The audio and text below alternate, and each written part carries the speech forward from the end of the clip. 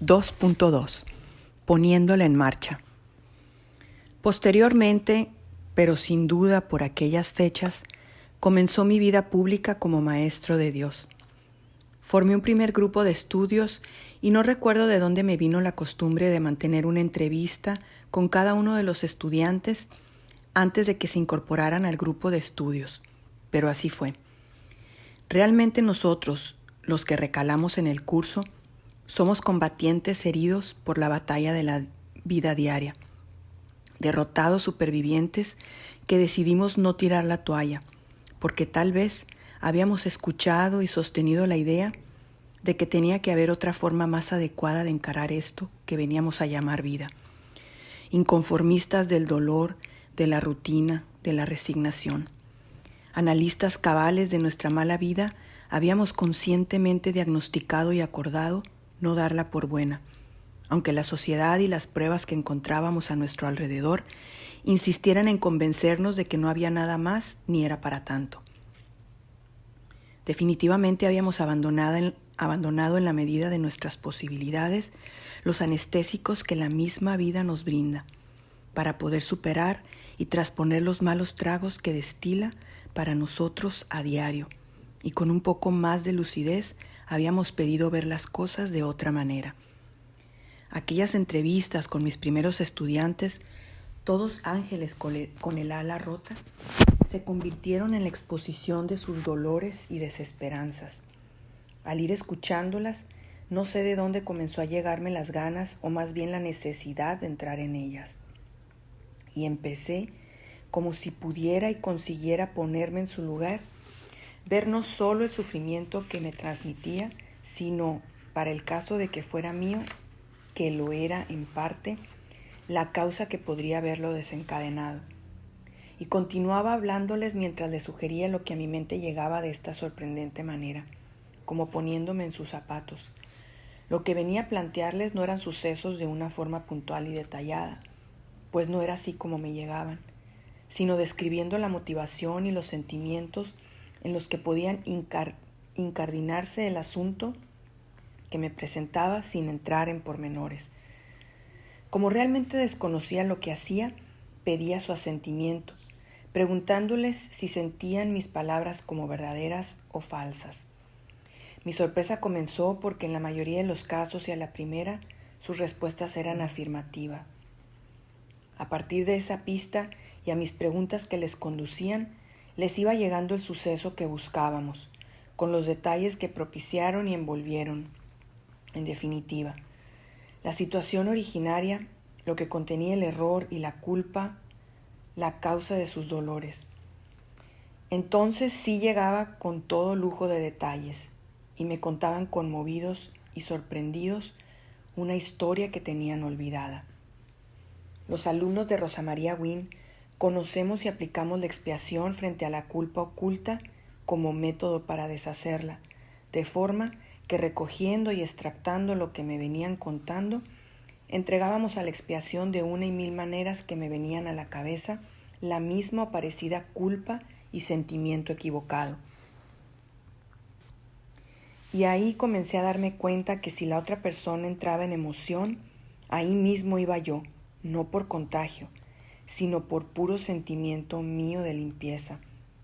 Tal vez no fueran las mismas e idénticas emociones, sino que los sucesos o las situaciones citadas transportaban para mí otros recuerdos atrofiados de mi particular incumbencia, que venían de este modo a ponerse de manifiesto e iban contenidos en las mismas entregas a la expiación que las de mi visitante, o viceversa tal vez, que, quién sabe. De forma que salíamos de aquel proceso los dos reconfortados. Recuerdo sus frases de agradecimiento profundo que yo podía reconocer, pues en mi memoria estaba vivo el agradecimiento intenso que yo sentí por Ignacio y su primera psicoterapia conmigo. Hasta el día de hoy se sigue repitiendo este final precioso, donde se reconoce la ayuda que el otro nos ha prestado, sin distinción esta vez entre terapeuta y paciente, que nunca sabré cuál es mayor. No supe entonces, y sigo sin saber, si las gracias que doy después de cada psicoterapia las sienten verdaderas o una muestra de cortesía por mi parte. No importa ahora la ocasión, sino para mostrar lo que repetiremos en este trabajo. Es el psicoterapeuta el que necesita y solicita curación. Cualquier otra consideración es locura. Un detalle que no debemos perder de vista los que hemos optado por esta forma de sanación. Tampoco conocí entonces esta circunstancia con la misma intensidad con que ahora la vivo.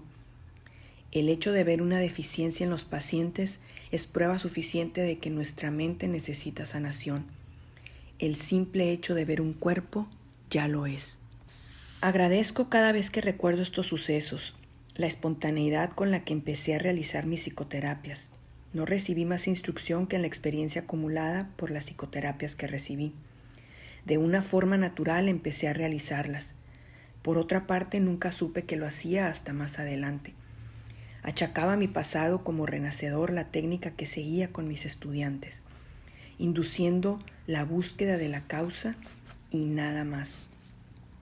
Creo que eso apoyó mi tranquilidad y la aparente solvencia que presentaba, porque como renacedor sí me dieron unos profesores la formación con guiones y prácticas, y hasta un diploma de aplicado, pero para ser maestro de Dios, aparentemente me declaré solo, sin la aquiescencia de nadie visible. Ahora puedo comprender el suave guión que recorrí para incorporarme a la psicoterapia sin el miedo y lo agradezco. Mi propia inconsciencia de lo que estaba haciendo lo hizo imposible. Ni siquiera supe hasta después que era el espíritu mi guía en todo momento y que las casualidades con las que me iba encontrando y sorprendiendo eran cosa suya con mayúscula. Mi experiencia no solo no es única, sino que es la única experiencia que todo terapeuta que se adentra en esta forma del perdón va a vivir. El hecho de que yo acertara con mis indicaciones una vez me hubiera puesto en los zapatos del otro, se debe sin duda a que somos una misma mente, ni más ni menos. Sé que yo mismo había dicho esta frase en incontables ocasiones y la había oído citar 1000 veces más, pero siempre y en todos los casos como algo que leí en los libros. Quedaba bien al citarla, pero nunca me había sentido inmerso en la experiencia de vivirlo tan íntimamente. En cualquier otra circunstancia pudiera haber diagnosticado como una prueba de lo avanzado de mi instrucción mental, entre comillas, pero de esa forma expuesto no sería otra cosa que una muestra de mi especialismo, entre comillas. Ahí me topé con los hechos y con la realidad que portaba esa frase repetida hasta la saciedad. Somos una misma mente. Por primera vez vi sus resultados y los pude comprobar. No obtuve otra explicación más sensata a aquellos aciertos que me sobrepasaban. Volveremos sobre esto. Posteriormente comencé a hacerlas en público en el mismo grupo de estudios y pude comprobar igualmente con sorpresa que no solo nosotros, terapeuta y paciente, entrábamos en comunicación con el problema o la situación que me planteaban, sino que de los reunidos en la sala, casi todos entraban en psicoterapia en mayor o menor medida. Y fui aprendiendo lo extraordinario de esta técnica, de este movimiento inspirado que se me había transmitido por primera vez por Ignacio González, recogido a su vez de nuestra maestra Rosa María Wynn.